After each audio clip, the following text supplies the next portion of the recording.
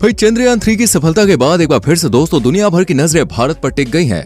भारत जिस स्पीड से तरक्की कर रहा है, आगे बढ़ रहा है, दुनिया में नाम कमा रहा है, उसे देखकर ये कहना बिल्कुल भी गलत नहीं होगा कि भारत का विश्व गुरु बनने का सपना जल्द ही पूरा होगा। फिलहाल दुनिया भर को भारत क्यों देख रहा है, इसकी बात करें तो भाई इसकी वजह है G20 समिट। जी हाँ दोस्तों, 9 से 10 सितंबर को भारत की कैपिटल सिटी न्यू दिल्ली में होने वाली G20 समिट, जिसके लिए बड़े बड़े देशों के प्राइम मिनिस्टर्स और वरिष्ठ लोग भारत पहुंच चुके हैं, जिनमें अमेरिका के प्रधानमंत्री जो बाइडेन, फ्रांस के राष्ट्रपति इमैनुअल मैक्रोन सहित ब्रिटेन के पीएम ऋषि सुनक जैसे वीवीआईपी गेस्ट शामिल हैं। और ये बैठक भी दोस्तों शुरू हो चुकी है।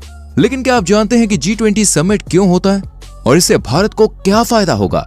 ये क्या है, G20 नाम ही क्यों रखा गया है, इसकी शुरुआत कब और कैसे हुई और कौन कौन से देश इस ग्रुप का हिस्सा है और भारत में G20 के लिए क्या कुछ तैयारियां की गई हैं? इन सारे सवालों के जवाब इस वीडियो में आपको मिलने वाले हैं। भाई लोग, 9 से 10 सितंबर तक चलने वाली G20 समिट आज यानी कि 9 सितंबर को दिल्ली के प्रगति मैदान में स्थित नवनिर्मित भारत मंडपम में शुरू हो चुकी है। मीटिंग में लगभग सभी देशों के प्रतिनिधि पहुंच चुके हैं और इस मीटिंग को देखकर व्यवस्थाएं भी एकदम बढ़िया कर रखी हैं। मीटिंग में पर्यावरण, आर्थिक विकास, इंफ्रास्ट्रक्चर, बिजनेस, हेल्थ, एग्रीकल्चर, इसके साथ ही साथ तमाम मुद्दों पर चर्चा की जाएगी। साथ ही पर्यावरण के लिए क्या कुछ किया जा सकता है, इस पर भी ध्यान दिया जाएगा। आप सभी जानते हैं कि कुछ समय पहले भाई बारिश की वजह से हिमाचल प्रदेश में कितनी तबाही का मंजर देखने को मिला था। ऐसी परेशानी से बचने के लिए क्या करें, ऐसे ही मुद्दों को लेकर इस बैठक में चर्चा की जाएगी। G20 क्या है, आइए मैं इसके बारे में आपको बताता हूँ। दोस्तों, G20 यानी कि ग्रुप ऑफ 20 यानी 20 देशों का ग्रुप या समूह। जी हाँ, इस ग्रुप के सदस्य देशों की संख्या 20 है, इसलिए इसे नाम दिया गया है G20। ठीक वैसे ही जैसे ग्रुप ऑफ 7 यानी कि G7 है। इसकी शुरुआत कब हुई, ये सवाल आपके मन में, तो जवाब हमारे पास है।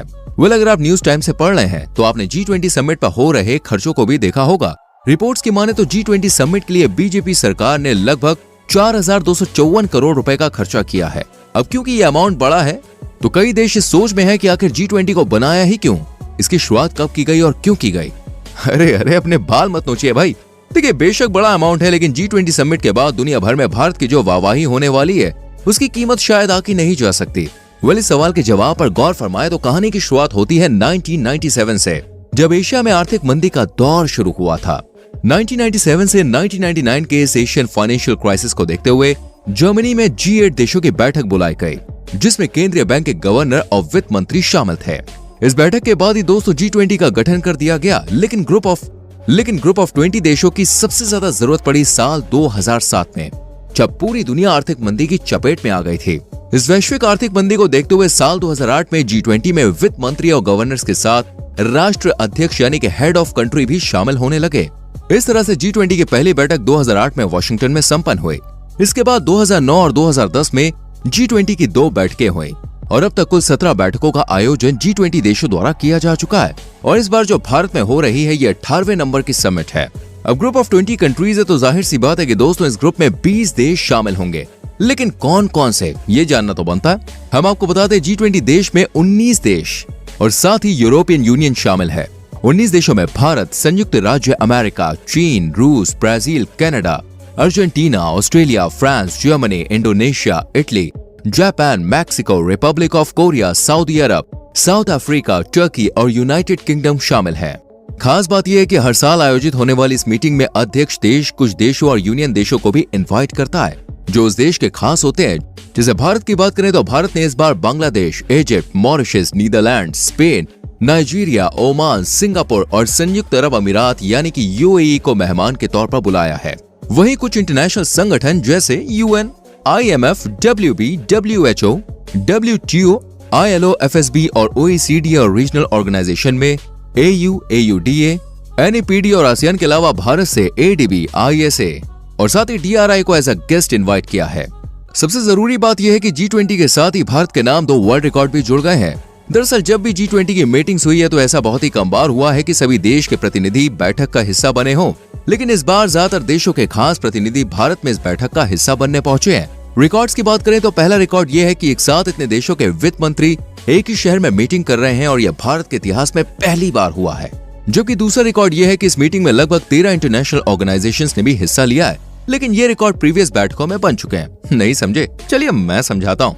देखिए, 16 नवंबर 2022 को G20 समिट इंडोनेशिया की बाली में हुई थी।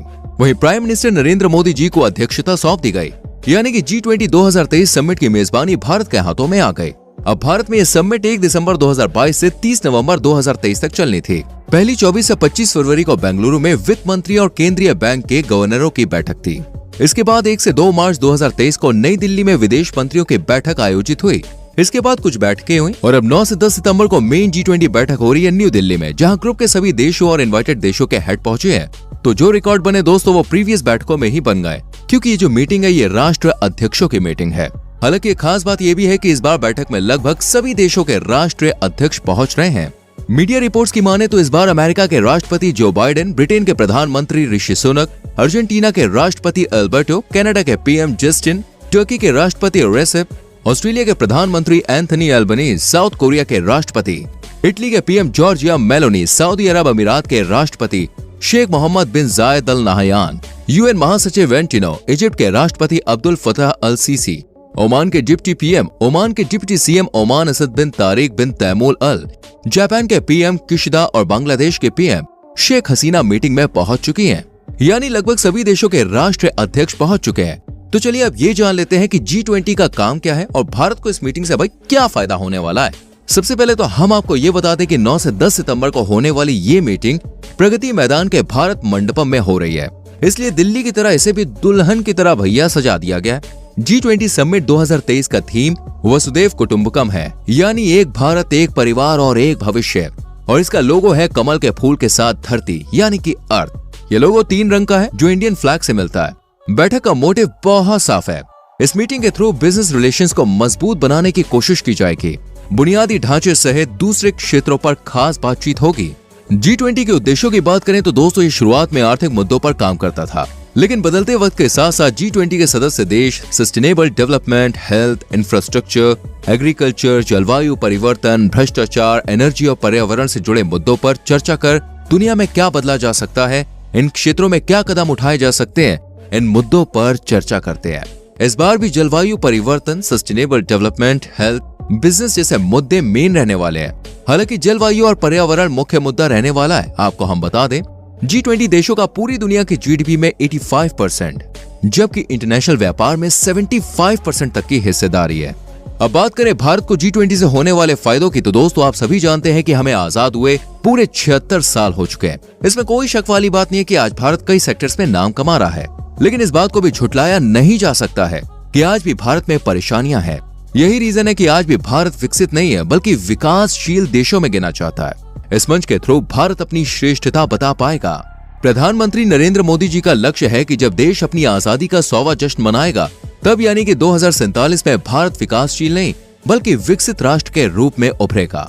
मीटिंग में क्या चर्चा होने वाली है ये तो बाद में पता चलेगा। फिलहाल हम इस मीटिंग से निकलने वाले रिजल्ट्स का इंतजार ही कर सकते हैं। तो भाई हमारे चैनल को सब्सक्राइब कर लीजिए, बेल आइकन प्रेस कर लीजिए, सारी अपडेट आपको देंगे। वीडियो को लाइक और शेयर भी करना। मिलते हैं अगली वीडियो में।